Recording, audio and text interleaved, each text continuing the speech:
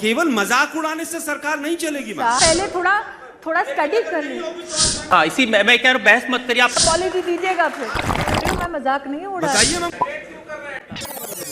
उन्होंने कहा कि मोदी जी की सरकार ऐसी है कि वो खुद को राम बनना चाहते हैं और चाहते हैं कि जनता हनुमान रहे और कुछ सवाल न पूछे, उनसे कोई कुछ कहे नहीं। मुझे तो ये याद आ रहा है कि रामचंद्र कह गए सिया से ऐसा कलयुग आएगा। बहुत बड़ा नारा था मोदी साहब का, बहुत हुआ महिलाओं पर अत्याचार, अब की बार उनकी सरकार। National bureau of crime records कहता है कि दिल्ली के अंदर रेप के मामले 40% बढ़ गए, तमाम हिंदुस्तान में लगभग 22% बढ़ गए। जो निर्भया फंड था उसका कोई उपयोग नहीं हुआ।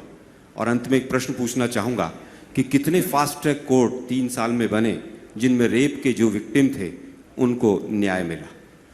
सबसे पहले तो ये कहना कि निर्भया का जो कॉर्पस फंड है उसका इस्तेमाल नहीं हुआ, ये गलत धारणा है। आपसे एक सवाल पूछा है कपिल सिब्बल ने।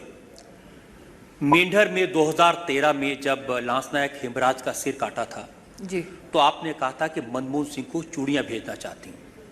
अब फिर ऐसी घटना हुई, 2 सैनिकों के सिर काटे गए, तो किसी को चूड़ियां भेजेंगे आप?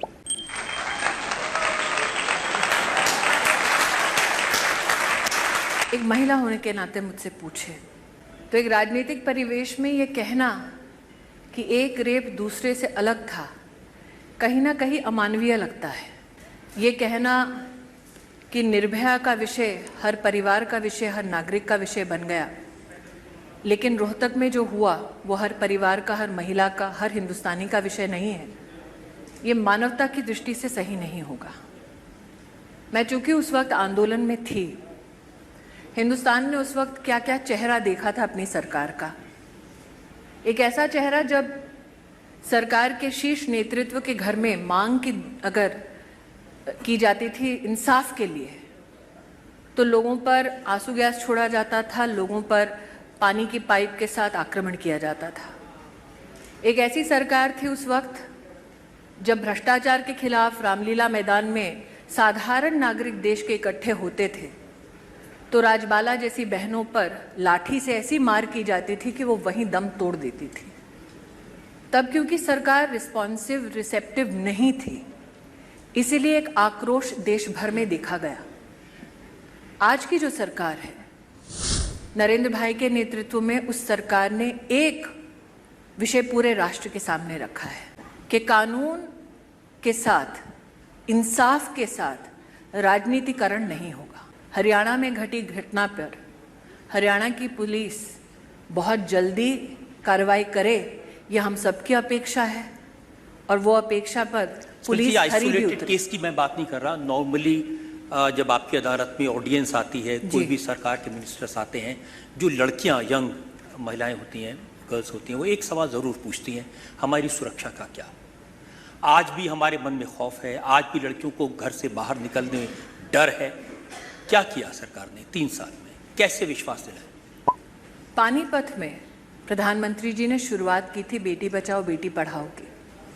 उस वक्त ये कहा गया था कि हरियाणा में जब लिंग अनुपात के आप आंकड़े देखते हैं, तब ये ऐसा प्रदेश है जहां पर लड़कियां जन्म या जन्म से पहले ही मारी जाती हैं। अगर आप गत 4-5 वर्षों का आंकड़ा देखें तो पता चलता है पीसीपीएनडीटी का कानून है, उसके अंतर्गत 5-6 साल में पूरे देश में सिर्फ 50 केस ही रजिस्टर होते हैं, क्योंकि परिवार से और विशेषतः महिलाएं आकर एविडेंस नहीं दे पा रही थी कि उनके साथ इस प्रकार की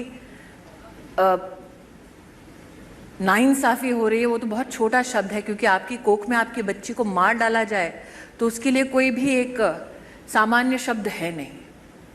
इस सरकार में जब बेटी बचाओ बेटी पढ़ाओ की शुरुआत हुई, तब मात्र हरियाणा में ही पीसीपीएनडीटी एक्ट के तहत 402 केसेस रजिस्टर हुए और लिंग अनुपात के जो आंकड़े हैं वो भारत के इतिहास में पहली बार हरियाणा के सामान्य की तरफ बढ़ते गए।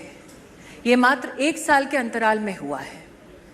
तो हाँ, हमारे देश के सामने सामाजिक, महिला से सुरक्षा से संबंधित बहुत सारे ऐसे संघर्षशील मुद्दे हैं जिस पर काम कर रहे हैं और बहुत काम करना बाकी है।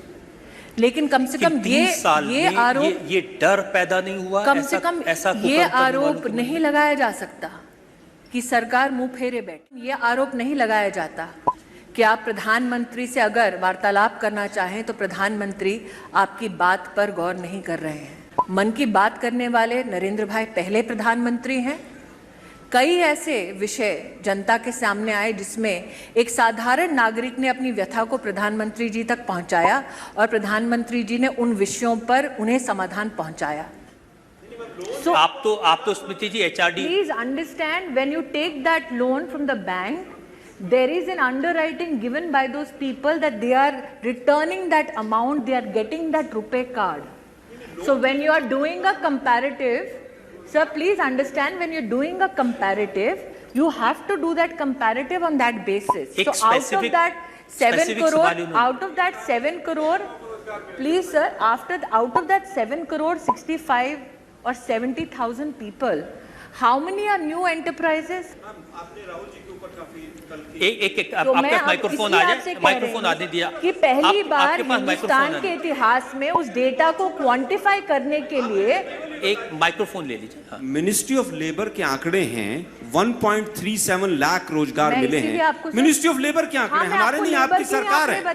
केवल मजाक उड़ाने से सरकार नहीं चलेगी। साहब, मैं आपको लेबर के ही आंकड़े बता रही हूँ, मैं मजाक नहीं उड़ा। बताइए मैम, कौन सी प्रेस रिलीज है मिनिस्ट्री ऑफ लेबर की जिसमें 2 करोड़ रोजगार मिले? मैं आपको अभी प्रेस रिलीज दे दूं? दिखाइए मैम। मैं चैलेंज करता हूं मिनिस्ट्री ऑफ लेबर की कोई प्रेस कॉन्फ्रेंस हो जिसमें 2 करोड़ रोजगार मिले हो। अभी जो मैं बोल रही हूं उसका प्रेस रिलीज दे सकती हूं मैम। 2 करोड़ रोजगार अगर मिले हो मिनिस्ट्री ऑफ लेबर की कोई प्रेस रिलीज हो तो मैं आपको चैलेंज करता हूं। I am accepting a challenge and giving you the paper. Will you give me a public apology? Sure ma'am, I am giving you the for giving attacking me. Will you give me a public? Ministry of labour की press release दीजिए जिसमें 2 करोड़ रोजगार मिले हो। मैं जो कह रही हूं साहब, मैं आपको जवाब दे रही हूं, आप क्या अपॉलजी देंगे वो कागज हाथ में लेके? अगर 2 करोड़ रोजगार मिले होंगे आप मुझे अपॉलजी दीजिएगा। फिर मैं जानती भी नहीं हूँ आप कौन है। You got your 2 minutes of fame, but I will give you that paper. लेकिन ठीक है, बोलिए सर।